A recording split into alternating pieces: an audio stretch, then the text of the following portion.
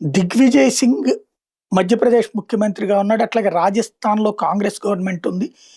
వీళ్ళు ఇద్దరూ ఉండగా కూడా గెహ్లాట్ ఉండగా గుజరాత్‌లో గోద్రా ఇన్సిడెంట్ జరిగినటువంటి సందర్భానికి సంబంధించి ఇప్పుడు ఒక కీలకమైన విషయం. మణి ఎవరైతే అప్పుడు హోంశాఖ మంత్రి, హోంశాఖ కార్యదర్శి స్పష్టమైన వివరాలని చెప్పుకొచ్చారు. ఏదైతే హిందూ ఉగ్రవాదం అనేది సృష్టించాలనుకున్నారు, ఆ రోజున ఒరిజినల్‌గా ఐఎస్ఐ వాళ్ళు ఇక్కడ చేసిన దుర్మార్గం గురించి కాంగ్రెస్ ప్రభుత్వానికి తెలుసు.